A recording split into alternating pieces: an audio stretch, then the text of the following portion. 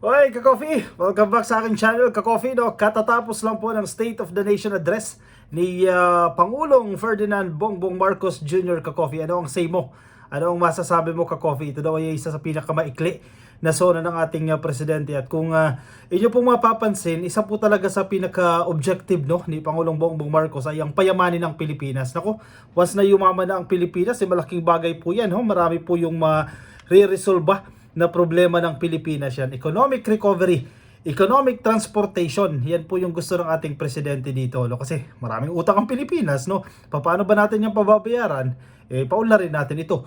Pataasin natin ang ating kita. So isa po yan sa binigyan diin ni Pangulong Bongbong Marcos sa kanyang talumpati itong economic recovery. At sa mga nagsasabi na walang ginagawa, ayan, nag-report na po yung ating presidente at may mga backup po ito na ebidensya, may mga numero po tayong pinagbabatayan dito. Halimbawa, ang gross domestic product natin ay itala po itong 7.6, ito po ang pinakamataas sa loob ng 46 years na nakalipas, 7.6% sa kanya pong termino yan. So yung mga nagsasabi na hindi naman nararamdaman yan, Ka-Coffee, hintay lang kayo, mararamdaman din po yan. Pero ito po ebidensya ito, matibay na patunay itong GDP, itong 7.6 GDP, itong paglago ng ekonomiya ng Pilipinas dahil malaking factor po yan sa pangungutang, isang bagay po yan, isang tinitingnan po yan, at sa napakarami pa pong bagay. Kung maganda ang GDP, maganda yung performance ng ekonomiya ng bansa, nag-uudyok din po yan sa mga investors na pumasok kayo dito sa Pilipinas at mamuhunan. Isa po yan sa kanyang binigyan diin. At pangalawa, itong inflation rate. Ako, kung inyong matatandaan, Ka-Coffee, may punto, nakakailang buwan pa lang ang ating presidente, tumaas talaga itong presyo ng mga pangunahing bilihin o itong inflation rate, yung pagtaas po na yung mabilis na pagtaas ng presyo ng mga bilihin, at pumalo yan ng 8.7%. Mataas ito 8.7% na yan noong January 2022 yan. Pero again, bumaba po yan to 5.4 nitong June 2023. Ayan, wala daw ginagawa. Ayan, nagbunga na ito, Ka-Coffee. Ang assist lang, hindi kasi ibinabalita. Hindi inire-report. Kung meron man, saglit lang, nadadaanan lang ito. Yan, mula po yan sa 8.7 noong January 2022. Napababa po yan to 5.4 noong June 2023. Malaking achievement po ito. Malaking development ito, itong pagbaba ng inflation rate. Kasi ang ibig sabihin yan, Ka-Coffee, kung yung 1,000 mo, ito lang yung nabibili dahil sa taas ng presyo ng mga bilihin, kapag bumaba ang inflation rate, posibleng madadagdagan, mas dadami yung mabibili mo, kasi hindi na ganoon kasing mahal, Bagamat mahal pa rin, mataas pa rin, at least hindi na ganoon ka-level noong 8.7% yung ating inflation rate noong January 2022. Yan, napababa po yan. At ang sabi pa nga ng Bangko Sentral ng Pilipinas, pagsapit po ng 2024, posibleng umabot na lang ito sa 2.9. Uy, exciting ito Gusto natin maabot itong 2.9 na inflation rate. Malaking bagay ito. Ang laki ng pagbaba nito. Hintayin lang po natin yan. Ang sabi po ng Bangko Sentral by the end of 2024. So isang taon mahigit na lang, Ka-Coffee, hintayin natin at antayin nating pumalo ito sa 2.9. So ilan niya sa mga binigyan ng pansin ng ating presidente. At isa pa, Ka-Coffee, infrastructure development.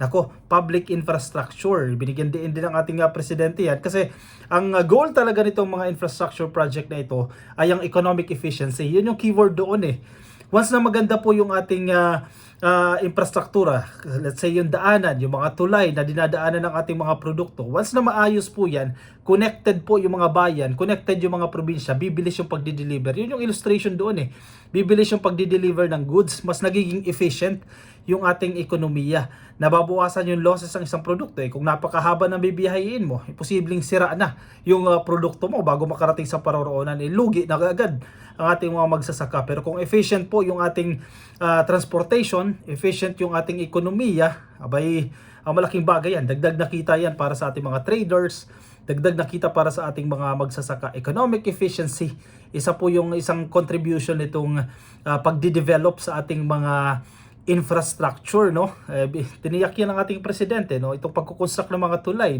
iba't ibang lugar yan. Halimbawa yung pag-uugnay dito sa Samal Island ng Davao del Norte kasi yan ikakabit mo na yan sa Davao, yung turista dyan, napakaraming turista dyan, tsaka yung economic activity mismo dyan sa Samal Island, malaking bagay po yan para sa ating mga kababayan. Yung halimbawa kanina na mention niya, mula sa Ilocos Norte o Ilocos papunta ng Bicol, O kung 20 hours ang biyahe, laking parang 12 na lang daw, no? Para magiging 12 na lang yung oras from 20 hours. So, malaking bagay po yan, lalo na din sa ating mga commuters. Ganoon din, mula sa Bataan, no? May kalsadang gagawin dyan, Bataan at Cavite, pagkakabitin na ito. Malaking bagay din yan, basta matapos na po yan. Marami pong mga infrastructure projects ang nakalatag ang ating presidente. Nako, hanggang matapos po yung kanyang termino. 6 years ka-coffee, makikita natin yung pag-usad ng Pilipinas. Makikita natin yung diferensya, no? Makikita natin kung paano ito nakatulong sa taong bayan. Yung mga masyadong excited, naghihintay, nararamdaman ba yan ng taong bayan? Na hindi naman nararamdaman yan ng ordinaryong Pilipino eh. Hintayin nyo lang ka-coffee, darating din tayo sa puntong yan. Sa kanyang sona, tiniyak din of course ang social protection, yung sektor ng edukasyon, yung paghahasa sa mga skills ng ating mga kababayan sa tulong po ng TESDA, na-mention niya rin dito ang CHED, ang Department of Education, at ang iba pa pong mga reforma sa sektor ng edukasyon, no, na practical dapat ang ginagawa natin, no. I-update itong mga curriculum, i-update itong mga pinag-aaralan ng ating mga estudyante na dapat nagmamatch yan doon sa pangangailangan ng industriya. Social protection yan, no? Food, education, at yung pension, no, ng ating mga kababayan. No? Ilan yan sa mga natalakay ng ating presidente, pagbibigay po ng trabaho at pagbibigay ng mga benepisyo sa ating mga kababayan, halimbawa ang mga persons with disability o PWD, nabigyan niya rin po yan ng pansin, no? Nabigyang diin niya yan. Imagine ha, kung ikaw mula sa sektor na yan at na-mention ng presidente na binibigyan niya pala ng prioridad itong sektor na ito, abay malaking bagay yan, ka-coffee, no? At gusto natin yan na manggagaling mismo sa presidente. At na-mention din ng ating presidente, ito ha, sa mga nagsasabing walang ginagawa, hindi nyo lang kasi nakikita yung pagtaas po ng revenue generation, ibig sabihin yung koleksyon ng kita o pagkukolekta ng revenue ng gobyerno ng Pilipinas. Ibig sabihin, umaangat yung ating kita. Ano ba yung mga sources natin ng kita dyan? Di ba, yung BIR, no? Ibinalita ng ating presidente na tumaas yung nakukolektang revenue ng Bureau of Internal Revenue. Ganoon din po ang Bureau of Customs, nakapagtala din po ito ng pagtaas ng kanilang kita. Ang PCSO, congratulations din sa PCSO at maging ang PAGCOR, no?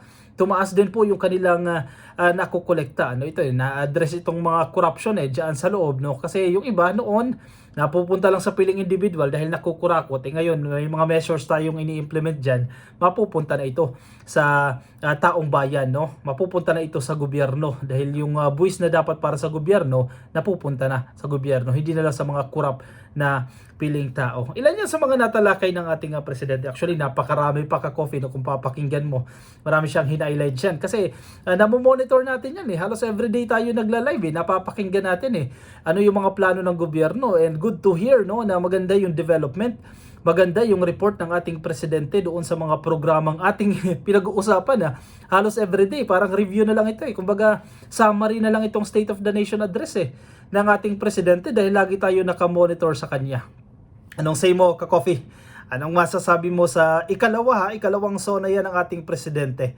Sige, ibahagi mo ang iyong opinion, ka-coffee, dyan sa ating comment section nang mabasa rin po ng iba nating mga ka-coffee. Samantala, kung hindi ka pa naka-follow, i-click lang po yung follow at like dyan po sa Facebook. At kung ikaw naman nasa YouTube, i-click nyo lang po yung subscribe, ka-coffee, na tayo dumami, no, sa ating social media pages. Ako ipansamantala muna magpapaalam sa inyo, ka-coffee. Hindi ito live, pre-recorded ito, ka-coffee, dahil wala po tayo sa Maynila. Hopefully pagbalik natin yan, makapag-stream na ulit tayo ng live, no. Maraming salamat sa inyong walang sawang pagsuporta. Ingat kayo, ka-coffee, dahil maulan-ulan dyan sa Pilipinas, dyan sa Maynila, partikular, no, dahil sa bagyo. Ingat po kayo dyan at paalam po sa inyo. Bye-bye.